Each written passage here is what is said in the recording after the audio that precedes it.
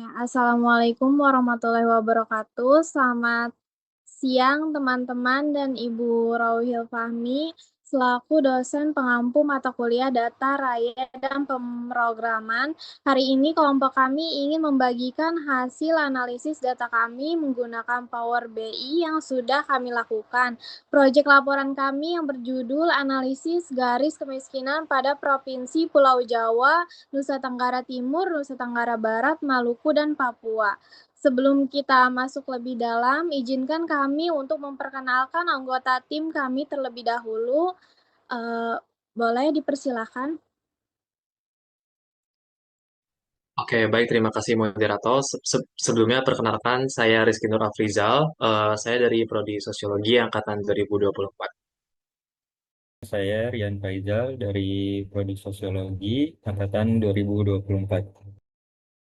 Oke, selanjutnya saya Rifki Najwan Ahmad dari Prodi Sosiologi Angkatan 2024. Perkenalkan, saya Risma Nur Habibah dari Prodi Geografi Angkatan 2024. Perkenalkan, saya Resta Maharani dari Prodi Pendidikan IPS Angkatan 2024.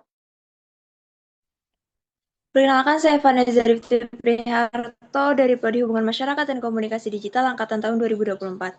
Nah, selanjutnya untuk topik penelitian ini adalah nantinya kita akan menganalisis mengenai disparitas dan juga bagaimana tren garis kemiskinan untuk Pulau Jawa, kemudian Provinsi Nusa Tenggara Timur, Nusa Tenggara Barat, dan juga Papua serta Maluku di dalam rentang waktu tahun 2023 sampai 2026. Baik, selanjutnya dalam penyusunan analisis ini kami menggunakan data sekunder yang bersumber dari Badan Pusat Statistik. Pemilihan data sumber ini didasari atas pertimbangan kredibilitas dan validitas data resmi yang diperlukan untuk mendukung akurasi temuan kami. Jadi kami sudah menyiapkan pertanyaan analitik yang akan kami jawab di proyek ini. Yang pertama itu bagaimana perbandingan rata-rata pendapatan antar provinsi Pulau Jawa, Nusa Tenggara Timur, Nusa Tenggara Barat, Maluku, dan Papua dari tahun 2023 hingga 2025 dan provinsi mana yang memiliki standar garis kemiskinan tertinggi dan terendah. Jadi tujuannya itu untuk melihat peta besar ketimpangan ekonomi antar pulau di Indonesia. Kami ingin membandingkan rata-rata pendapatan di Pulau Jawa dengan wilayah seperti Nusa Tenggara Timur, Nusa Tenggara Barat, Maluku, dan Papua sekaligus mencari tahu provinsi mana yang standar biaya hidup minimumnya paling tinggi atau justru paling rendah. Lalu pertanyaan yang kedua, perbandingan kabupaten atau kota mana di wilayah cakupan Jawa, Nusa Tenggara Timur, Nusa Tenggara Barat, Maluku, Papua yang memiliki pendapatan tertinggi dan terendah pada tahun 2024 dan 2025.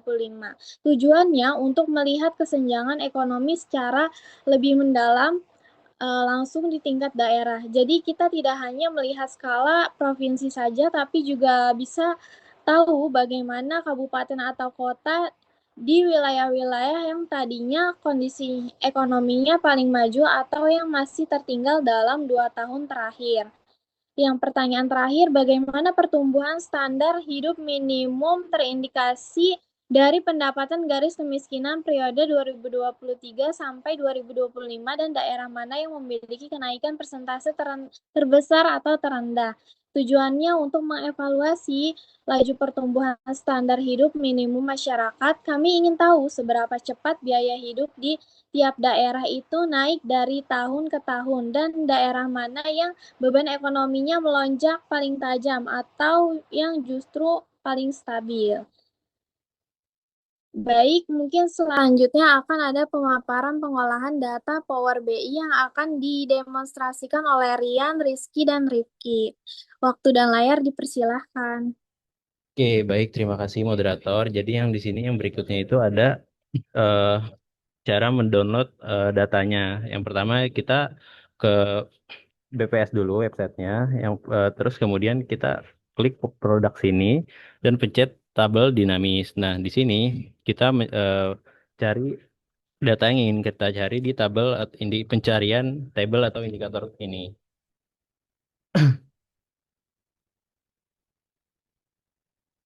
Nah, setelah dapat datanya, kemudian kita tinggal pilih saja tahun yang kita mau pakai gitu. Dan di sini kita juga pilih eh, daerah-daerah mana saja yang akan kita pakai, yang nantinya buat di data yang kita olah. Kemudian terus klik tambah saja, dan kemudian klik submit, dan nanti akan muncul seperti ini, dan kemudian tinggal diunduh saja. Bentuknya Excel. Nah, yang kemudian eh, setelah di-download nantinya akan keluar seperti ini.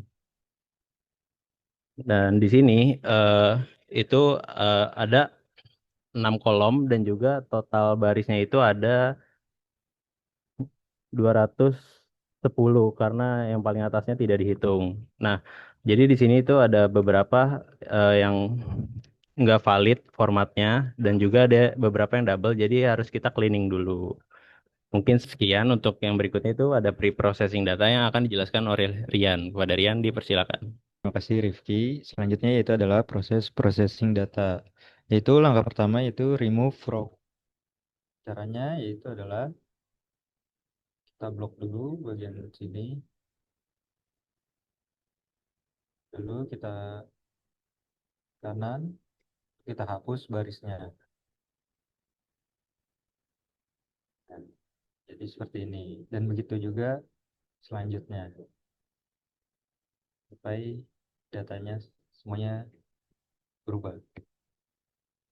Selanjutnya yaitu adalah kita melakukan add column dengan menambah persentase kenaikan dari tahun 2023 sampai tahun 2025 seperti yang ada di kolom berikut. Preprocessing data yang tadi kita sudah bersihkan, lalu selanjutnya kita impor data yang kita sudah bersihkan tadi ke dalam aplikasi Power BI-nya. Kita buka di sini.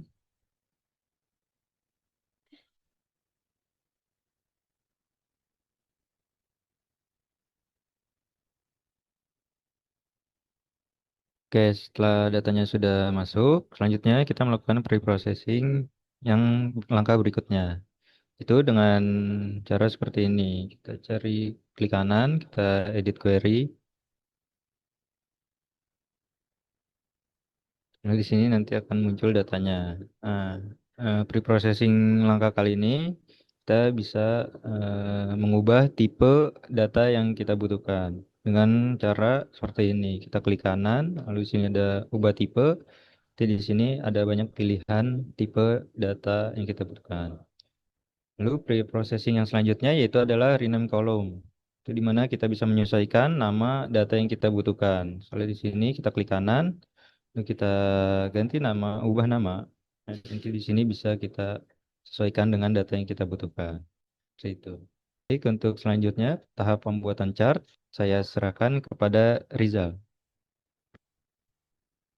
Sebelumnya terima kasih banyak Rian. Jadi di sini saya akan membuat chart sesuai dengan ketentuan yang sudah ditentukan di dalam GCR. Nah, di sini ada chart yang pertama. Chart yang pertama kami pilih itu tuh ini namanya diagram kolom bertumpuk. Nah, untuk kenapa kita pilih ini? Karena kita ingin melihat bagaimana sih perbandingan pendapatan rupiah per kapita per bulan per provinsinya pada tahun 2023, 2024, dan juga 2025. Nah, untuk mengkliknya itu pertama yang provinsi karena dia itu tipe datanya kategori. Selanjutnya kita klik yang tahun 2023, 2024, dan juga 2025. Nah, jadi urutannya itu yang paling bawah itu tuh yang 2023 gitu. Dan yang paling atasnya nih yang warna oranye itu tahun 2025.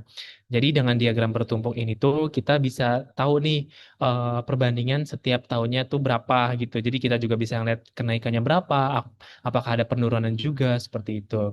Nah, selanjutnya kita buat chart yang kedua. Oh iya, tadi di chart pertama ini tuh sesuai dengan pertanyaan analitik. Nah, untuk pertanyaan analitik kami itu bagaimana perbandingan rata-rata pendapatan antara Provinsi Pulau Jawa, NTT, NTB, Maluku, dan Papua dari tahun 2023 hingga 2025. Dan provinsi mana yang memiliki standar garis kemiskinan tertinggi serta terendah. Yang nantinya itu akan dijawab pada di insight dan analisis. Nah, selanjutnya di sini ada chart yang kedua, ini tuh sesuai dengan pertanyaan analitik kedua, yaitu perbandingan kabupaten atau kota mana di wilayah cakupan Pulau Jawa, NTT, NTB, Maluku, Papua yang memiliki pendapatan tertinggi dan terendah pada tahun 2024 dan juga 2025. Nah, kenapa kita ngambil data 2024-2025 aja? Karena ini tuh kabupaten yang pastinya bakal jadi lebih banyak nih teman-teman datanya. Nah, untuk chart yang ini, karena banyak banget, kita milih chartnya itu yang ini, bidang grafik yang ditumpuk gitu. Nah, eh, awalnya kan gak ada titik-titik kayak gini ya.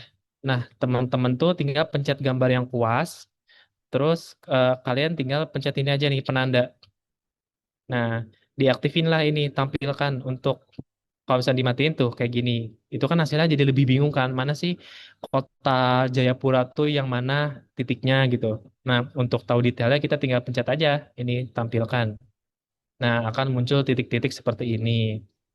Seperti itu. Nah, selanjutnya yang terakhir, chart terakhir ini nama chartnya diagram garis. Nah, ini juga untuk menjawab pertanyaan analitik kita yang ketiga, bagaimana pertumbuhan standar hidup minimum terindikasi dari pendapatan garis kemiskinan periode 2023 sampai 2025 dan daerah mana yang memiliki kenaikan persentase terbesar sampai terendah seperti itu. Nah, untuk pemilihan klik-kliknya juga tuh sama seperti yang chart awal. Kita kliknya yang kategori dulu, yang provinsi dulu, baru pilih data yang persentase tadi yang udah dari di clean data, yang udah dari add column itu. Nah, nanti ada tanda-tanda titik-titiknya juga kayak tadi dari sini dari gambar kuas, terus cari yang penanda, diklik aja, terus nanti dicentang ininya, barulah muncul tanda titik-titiknya biar lebih jelas di mana sih koordinasi di Jawa Tengahnya. Ini kan jelas nih Jawa Tengah tuh titiknya ada di sini. Oke, baik. Terima kasih banyak sebelumnya. Begitu saja yang dapat saya sampaikan mengenai pembuatan ketiga chart yang kami lakukan. Untuk selanjutnya di sini akan ada penjelasan mengenai dashboard yang akan disampaikan oleh Rifki. Kepada Rifki Najwan dipersilakan. Baik, terima kasih Rizal. Jadi untuk yang selanjutnya sini ada pembuatan dashboard. Jadi untuk pembuatan dashboard ini mudah sekali, tinggal ke halaman baru saja. Kemudian kita tinggal copy paste saja chart-chart yang sudah kita buat di sebelumnya. Kita tinggal copy, terus kita nanti tinggal adjust saja. Ingin sebesar apa tiap chartnya. Nah, kemudian setelah ketiganya ini nanti ada di halaman dashboard seperti ini, nanti bisa di-adjust sendiri.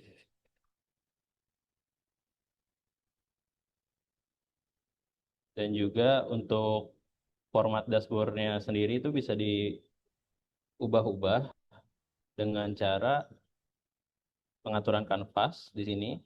Terus tinggal pilih jenisnya custom. Nah, setelah di custom tinggal pilih lebarnya saja. Untuk yang berikutnya itu ada pembuatan eh,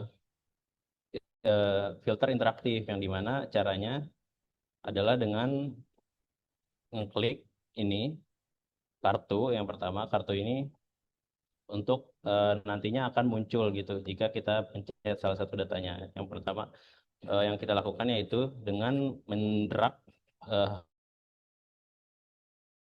nilai yang ingin kita cantumkan seperti persentase, tahunnya, dan juga di kategoriknya yaitu provinsi atau kabupaten. Nah, yang berikutnya itu ada untuk bagian yang akan kita nantinya bisa interaksi atau kita pencet-pencet gitu. Di sini itu kita pencet yang pengiris. Nah, di pengiris ini kita sudah langsung otomatis ada seperti ini. Jadi kita tinggal pencet-pencet aja nanti. Dan untuk hasilnya kurang lebih nantinya akan seperti ini. Yang dimana jika kita pencet Banten, nanti yang keluar datanya itu akan Bantennya saja.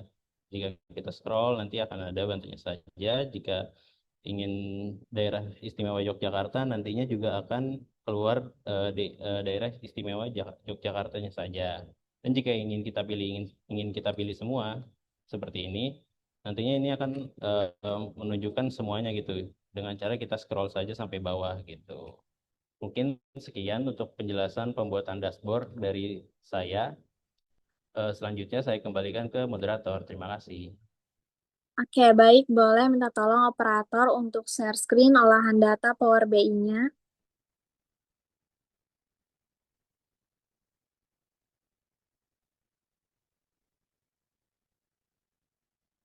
Baik, terima kasih. Di sini kita akan menjelaskan insight dan analisis dari pertanyaan analitik yang kami ajukan. Pertanyaan analitik yang pertama akan disampaikan oleh Risma dan Vanessa. Waktu dan layar dipersilahkan. Oke, jadi pertanyaan pertama adalah mengenai bagaimana perbandingan rata-rata pendapatan atau antara Provinsi Pulau Jawa, NTT, NTB, Maluku, dan juga Papua di tahun 2023 hingga 2025. Dan provinsi manakah yang memiliki standar garis kemiskinan tertinggi serta terendah? Jadi berdasarkan dataset yang dapat dilihat di layar saat ini, jadi untuk yang pertama itu Jawa Timur memiliki pengeluaran minimal dengan rentang 19 sampai 20 juta. Kemudian Jawa Tengah itu 17 juta hingga 19 juta. Jawa Barat itu 14 juta hingga 15 juta. Nusa Tenggara Timur atau NTT itu 10 juta hingga 11 juta. Papua itu 7 juta hingga 8 juta. Maluku 7 juta sampai 8 juta. Kemudian Nusa Tenggara Barat atau NTB itu 5 juta sampai 6 juta. Maluku Utara itu 5 juta sampai 6 juta juga. Kemudian Bali konstan atau tetap yaitu 5 juta hingga tahun 2025. Kemudian Banten juga sama. Kemudian DKI Jakarta itu dari 4 juta hingga 5 juta. Kepulauan Riau itu 4 juta hingga 5 juta dan daerah istimewa Yogyakarta itu 2 juta hingga 3 juta. Nah, jadi yang dapat dilihat itu jadi untuk Pulau Jawa itu dimiliki pengeluaran minimal tertinggi yaitu dimiliki oleh Jawa Timur yaitu dengan rentang 19 juta sampai 20 juta diikuti oleh Jawa Tengah, kemudian Jawa Barat. Nah, kemudian untuk di Pulau Jawa itu memiliki provinsi pengeluaran minimal yang terendahnya juga itu diambil atau dimiliki oleh daerah istimewa Yogyakarta yaitu dengan pengeluaran minimal sebesar 2 juta hingga 3 juta dari tahun 2023 sampai 2026. Nah, kemudian kalau untuk NTT itu adalah 10 juta sampai 11 juta, kemudian NTB-nya itu 5 juta sampai 6 juta. Sedangkan kalau untuk Papua dan Maluku itu memiliki kesamaan dengan rentang 7 juta hingga 8 juta dan juga untuk untuk mana tadi ya? Dan kemudian untuk Bali juga memiliki kesamaan yaitu konstan dari 2023 sampai 2025 yaitu sebesar 5 juta gitu. Seperti itu.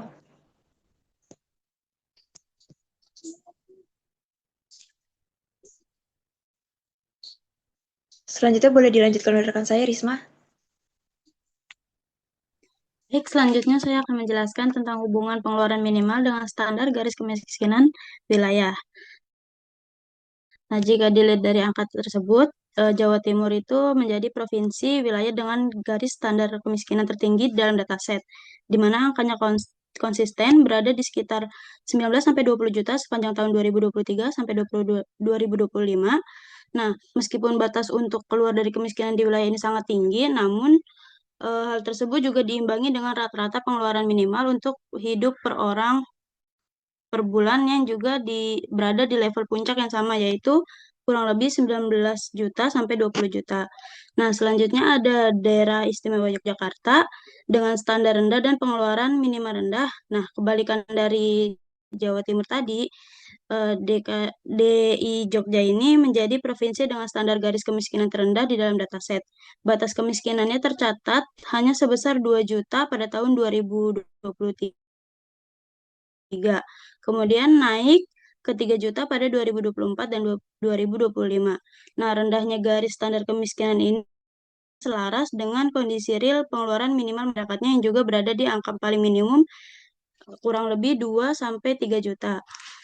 Nah, untuk ringkasan indeksnya itu pengeluaran minimal dan garis kemiskinan tertinggi itu ada di Jawa Timur dan pengeluaran minimal dari garis kemiskinan terendah itu ada daerah istimewa Yogyakarta. Selanjutnya, saya kembalikan ke moderator. Oke, pertanyaan analitik kedua akan disampaikan oleh Rifki dan Resta. Waktu dan layar dipersilakan Rifki. Oke, baik. Terima kasih moderator. Jadi untuk pertanyaan analitik yang kedua itu adalah perbandingan kabupaten atau kota mana di wilayah cakupan Jawa, NTT, NTB, Maluku, dan juga Papua yang memiliki pendapatan tertinggi dan juga terendah pada tahun 2024 dan 2025. Oke, jadi untuk pendapatan tertinggi sendiri berdasarkan chart yang ada, kabupaten atau kota dengan pendapatan tertinggi di tahun 2024 itu adalah Kabupaten Cianjur dengan nilai sekitar 0,47 juta rupiah per kapita per bulannya. Nah, posisi ini itu jadi menunjukkan bahwa Cianjur ini menjadi daerah dengan tingkat pendapatan per kapita bulanan paling tinggi dibandingkan kabupaten atau kota lain dalam cakupan wilayah Jawa, NTT, NTB, Maluku, dan juga Papua pada tahun 2024. Nah, sementara pada tahun 2025, posisi tertinggi ini itu berganti gitu ke Kabupaten Halmahera Barat dengan nilai sekitar 0,53 juta rupiah per kapita per bulannya. Nah, pergeseran ini tuh jadi memperlihatkan adanya perubahan distribusi pendapatan antar daerah sekaligus menunjukkan bahwa kabupaten atau kota Halmahera Barat ini mengalami capaian pendapatan yang lebih tinggi dibandingkan wilayah lainnya pada tahun 2025. Untuk yang selanjutnya akan dilanjutkan oleh Resta. Pada Resta dipersilakan. Oke. Selanjutnya untuk kategori pendapatan terendah pada tahun 2024, posisi ini ditempati oleh Kabupaten Pacitan dengan nilai sekitar 0,30 juta rupiah per kapita per bulan. Jadi nilai ini menjadi yang paling rendah di antara seluruh kabupaten atau kota yang tercantum pada chart. Sehingga memperlihatkan bahwa tingkat pendapatan masyarakat di Pacitan masih berada di bawah daerah lain dalam cakupan penelitian. Jadi kondisi yang sama juga terlihat pada tahun 2025 di mana Kabupaten Pacitan ini tetap menjadi daerah dengan pendapatan terendah meskipun nilainya mengalami sedikit peningkatan menjadi sekitar 0,39 juta rupiah per kapita per bulan. Dan dapat dikatakan bahwa Pacitan secara konsisten berada pada posisi terbawah dalam perbandingan pendapatan per kapita bulanan selama 2 tahun tersebut.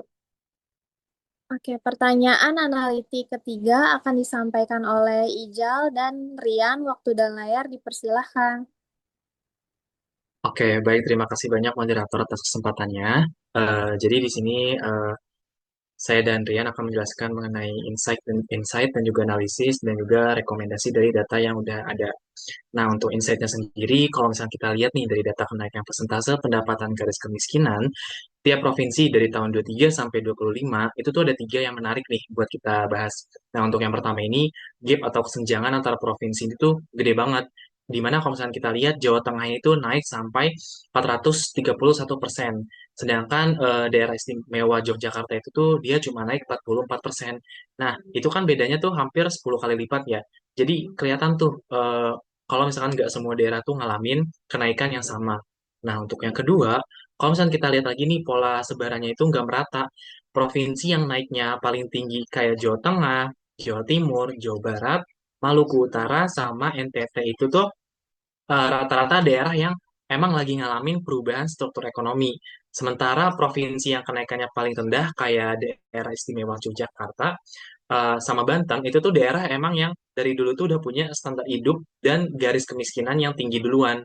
Nah, yang terakhir ada penurunan yang lumayan signifikan kalau misalkan kita lihat dari 5 provinsi teratas dari 208% punya Maluku Utara itu tuh langsung anjlok gitu ke seratusan terus ke puluhan persen aja. Nah, dari situ tuh nunjukin kalau misalkan kenaikan garis kemiskinan itu tuh bukan tren yang merata secara nasional, tapi lebih ke numpuk di beberapa daerah aja. Nah, untuk analisisnya, kalau misalkan kita hubungin sama pertanyaan analitiknya mengenai pertumbuhan standar hidup minimum, garis kemiskinan yang tinggi itu tuh sebenarnya bisa diartiin dari dua perspektif gitu. Nah, bisa jadi standar hidup layak yang diakuinya itu makin naik, atau bisa juga biaya hidup dasar di daerah itu tuh naiknya lebih cepat dibandingkan penyesuaian pendapatan real masyarakatnya. Nah, eh, karena saya mahasiswa sosiologi, jadi kalau misalnya dari perspektif sosiologi itu juga bisa dijelasin pakai konsep deprivasi relatif. Jadi masyarakat di provinsi yang garis kemiskinannya naik tinggi itu tuh bisa aja tetap ngerasa berat secara ekonomi walaupun pendapatan mereka juga naik.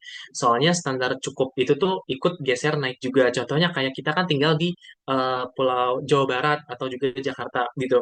Nah, pendapatan kita yang mungkin bagi orang Jogja itu tuh gede, tapi bagi kita tuh ya pas-pasan gitu karena emang harganya di sini, di daerah sini, di daerah yang kita tinggal tuh ya segitu gitu. Jadi nggak kelihatan kita naik juga gitu pendapatannya. Nah, terus ada pola ketimpangan antara daerah yang naik tinggi sama yang naik rendah, kayak Jakarta atau Yogyakarta. Nah, itu tuh bisa dibaca pakai teori pusat pinggiran, daerah yang udah lama jadi pusat ekonomi kayak Jakarta atau kota pendidikan kayak Yogyakarta itu tuh biaya hidupnya udah lama stabil gitu. Nah, tadi seperti yang saya bilangin juga, eh, beda-beda daerah itu tuh beda bare minimumnya lah gitu pengeluarannya, bahasa gampangnya.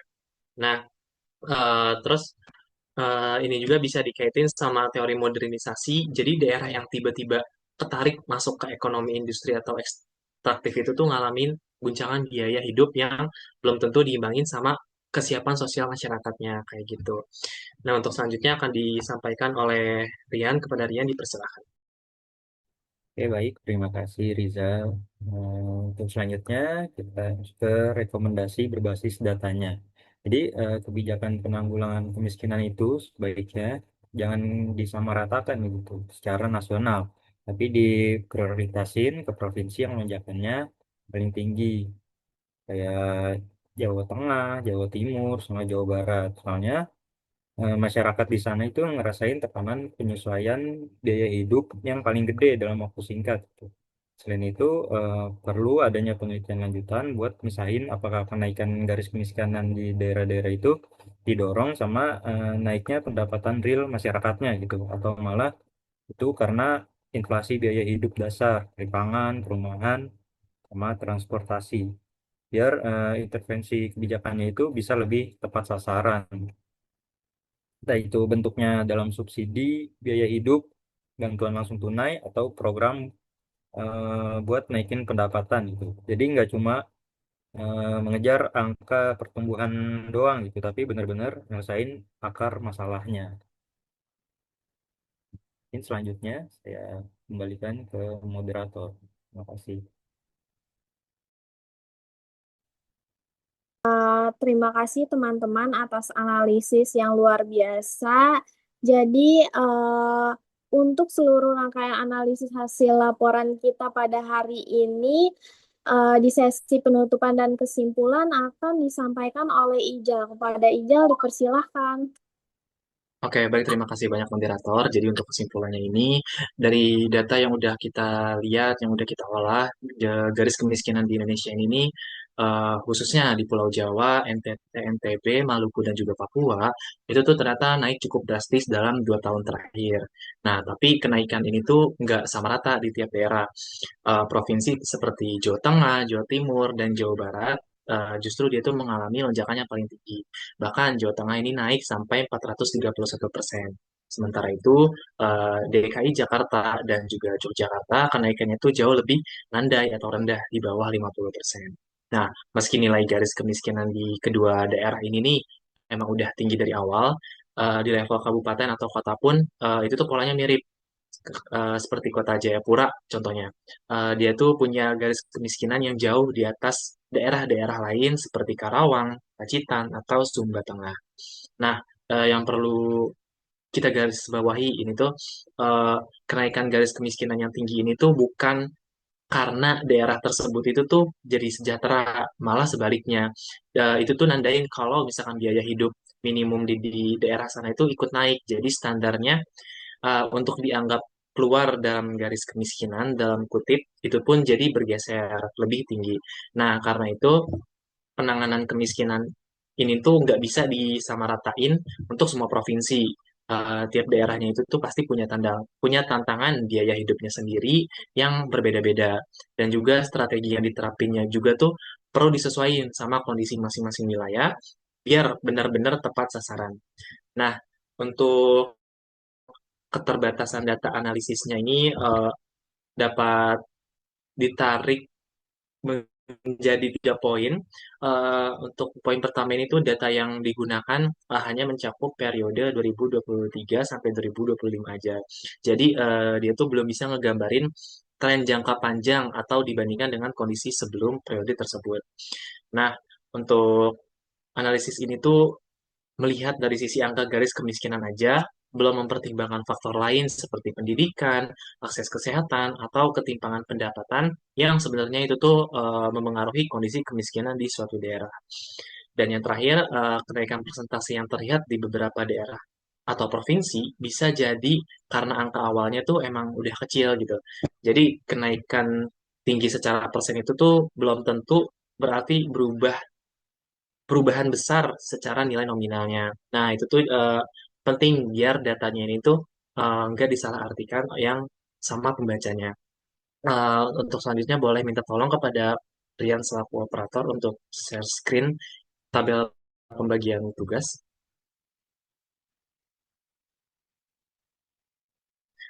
Baik, di sini ada tampilan untuk tabel pembagian tugas oleh kelompok kami. Jadi untuk pengolahan datanya itu dilakukan oleh saya, Rizky Nurafrizal, Rian Faizal, dan juga Rifki. Karena memang kami satu kelas gitu yang juga memudahkan kita untuk bertemu dan mengolah data secara bersama. Lalu untuk laporan semuanya juga mengerjakan gitu. Nah, walaupun teman-teman yang lainnya seperti Risma, Resta, dan Vanessa tidak melakukan pengolahan data secara langsung, tapi teman-teman eh, bertiga ini tuh eh, menunjukkan antusias mereka juga dan juga inisiatif mereka untuk mau memahami hasil data olahan yang sudah kami olah seperti itu.